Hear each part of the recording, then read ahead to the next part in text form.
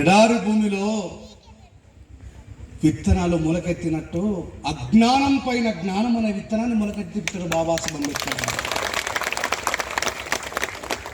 మనకు తెలియదు అంబేద్కర్ గారి బొమ్మకున్న శక్తి, మనల్ని వ్యతిరేకించే శక్తులకు తెలుసు అంబేద్కర్ గారి బొమ్మకున్న శక్తి.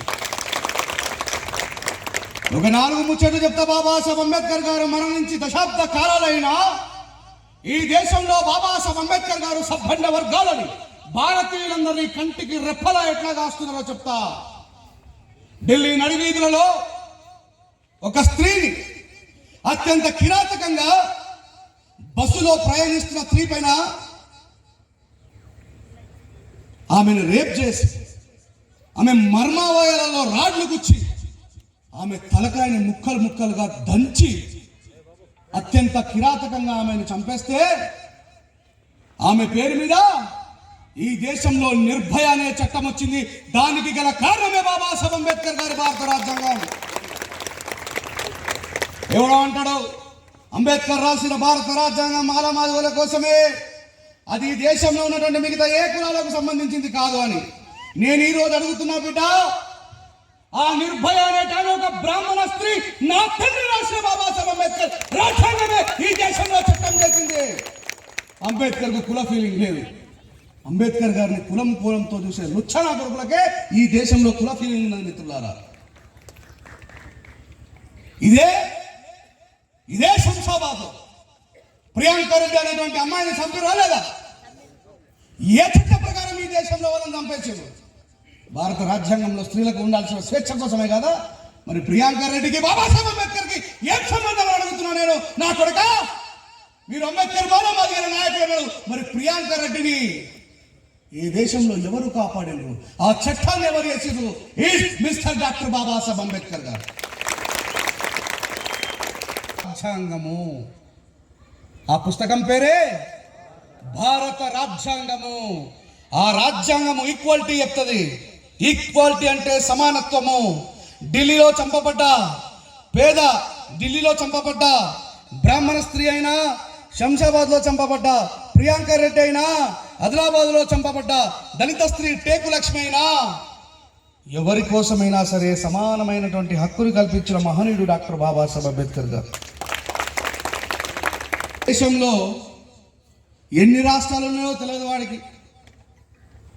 ఈ మన రాష్ట్రంలో ఎన్ని జిల్లాలు ఉన్నాయో తెలియదు వాడికి.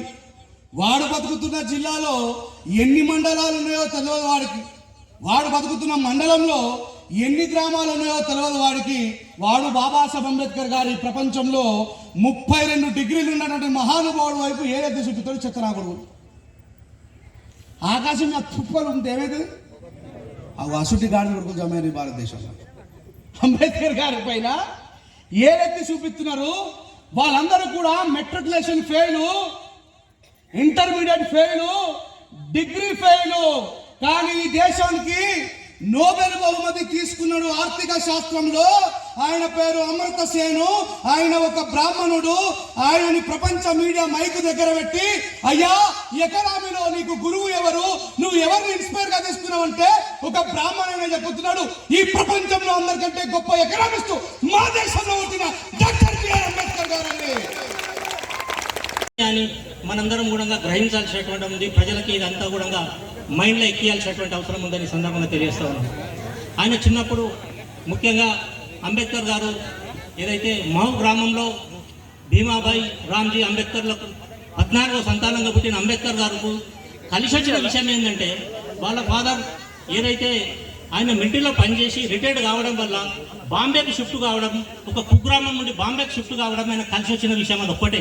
మిగతాది మొత్తం కూడా ఆయన అన్ని కార్యక్రమాలు అన్ని కూడా ఆయన జరిగిన అవమానాలు కావచ్చు, ఆయన జరిగినటువంటి కష్టాలు కావచ్చు, అన్ని ఆయన ఎదుర్కొని ఆయన సాధించిన విషయాలు.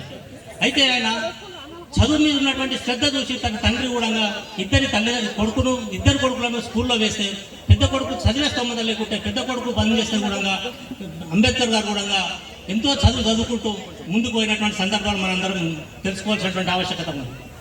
ముఖ్యంగా అంబేద్కర్ గారు బాంబే ప్రావిన్స్లో చదివేటప్పుడు 10th క్లాస్ అప్పుడున్నటువంటి ఇప్పుడున్న 10th క్లాస్ మెట్రిక్లో ఒక మహార్ కులంలో మొదటిసారి పాస్ అయినటువంటి వ్యక్తి. మహార్ కులంలో డాక్టర్ బాబాసాహెబ్ అంబేద్కర్. అప్పుడు బాంబే కాదు, బాంబే రాష్ట్రం కానీ మహారాష్ట్ర అప్పుడు ఉన్నటువంటి ఆ ప్రాంతం కూడా అరే ఈయన పాస్ అయింది అన్నట్టు అందరు కూడా ఏదో విధంగా ఆయనకు ఇంత గ్రేట్ అన్నట్టు మాట్లాడినటువంటి సందర్భం ఉంది. దానికి వెనకాల గురిగినోళ్ళు కూడా అమ్మ ఈయన కూడా చదవండి అన్నటువంటి సందర్భం ఉంది.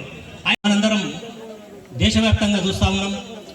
ముఖ్యంగా ఈరోజు నువ్వు గ్రామంలో ఉండడానికి వీల్లేదు, నువ్వు మా నీళ్లు తాగడానికి వీల్లేదు, నువ్వు మాతో కలిసి ఉండడానికి వీల్లేదు, చివరకు నువ్వు ముట్టుకోవడానికి వీల్లేదు అన్నటువంటి డిప్రెస్డ్ క్లాస్లో పుట్టి ఈ భారతదేశానికి ఒక చక్కటి రాజ్యాంగాన్ని ఇచ్చి, అదేవిధంగా ఈ దేశంకు ఆ స్టేజ్ వరకు అంబేద్కర్ గారు ఏ విధంగా పోయారు మనందరం కూడా తెలుసుకోవాల్సిన బాధ్యత ఉంది.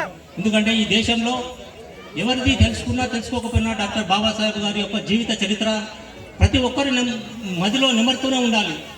రాణిస్తున్నారు కదా, చదివి ఈ దేశానికే రాజ్యాంగంలో స్థాయికి ఎదుగుతాని ఆ రోజు కలలని అంటారాని తరమును పాటించిన కొడుకులకు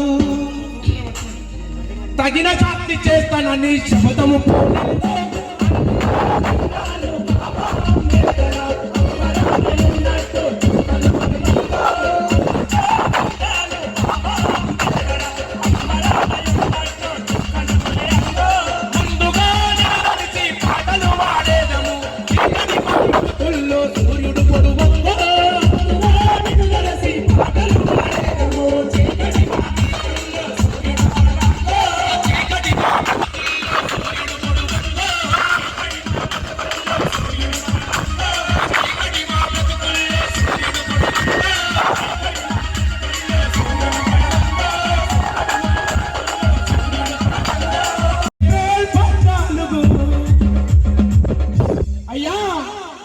ఏప్రిల్ 14 పుట్టిన రోజంట మన భారతదేశానికే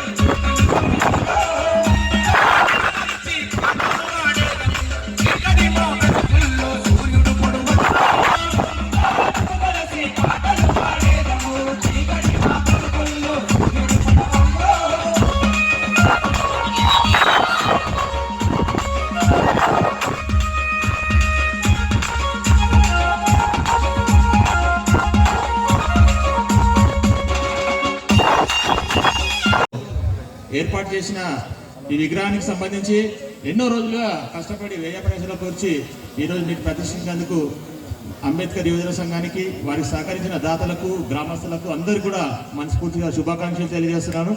ఎందుకంటే ఇలాంటి ఒక గొప్ప కార్యక్రమాన్ని తీసుకోవడం చాలా ఆదర్శప్రాయం. ఎందుకంటే అన్ని గ్రామాల్లో కూడా ఈరోజు మనం ఇలాంటి విగ్రహాలు పెట్టుకుంటే భావితరాలకు మనం ఇచ్చే ఒక మంచి సందేశం అవుతుంది. అదేవిధంగా అంబేద్కర్ ఆలోచనలకు ఆదర్శాలు ఏదైతే ఆదర్శాలు ఉన్నారో అందరికీ వాటన్నింటిని ముందుకు తీసుకెళ్లాలంటే మనకు విగ్రహం ఉంటే తప్పకుండా దానివల్ల ఇన్స్పైర్ అయ్యి ఏదో ముందుకెళ్లే అవకాశం ఉంటుంది. దానికి తోడుగా ఈరోజు మనకి అంబేద్కర్ ఐడియాలజీని ముందుకు తీసుకెళ్తున్న ఈ తరం ఒక మేధావుల్లో మన రేంజర్ల రాజేష్ గారు మన తెలంగాణలో కాక ఇంకా నాకు తెలిసి ఇంకా మిగతా ప్రాంతాలలో తిరిగి అంబేద్కర్ ఐడియాలజీని విస్తృతంగా ప్రచారం చేస్తూ ఈరోజు ప్రతి ఒక్కరి మన్నలను అందుకున్న మన యువ ఉద్యమకారులు, అదేవిధంగా లిరిక్ రైటర్, సింగర్ అన్ని అనుకుంటా నాకు తెలిసి ఎంతో బహుముఖ ప్రజ్ఞాశాలి మన రేంజర్ల రాజేష్ గారు. వారు ఎంతో కష్టపడి వాళ్ళ ఊరు ఎక్కడో నిజామాబాద్ మన బార్డర్లో ఉంటుంది, అక్కడి నుంచి 200-300 కిలోమీటర్లు ప్రయాణించి ఈరోజు మన కోసం వచ్చింది. కాబట్టి వారికి తప్పకుండా మా కొందూరు మండలం నుంచి ధన్యవాదాలు తెలియజేస్తున్నాను. అదేవిధంగా ఈరోజు మనకు ఇంకొక ముఖ్య అతిథి వచ్చాడు. అతను మేము సైతం పెంటన్న మన ఏరియా రాకంచర్ల సర్పంచ్, కానీ ఒక చిన్న వయసులో ఒక మహా ఉద్యమానికి తలపెట్టిండు. అతన్ని కూడా ఈ సందర్భంగా మనం అభినందించాలి.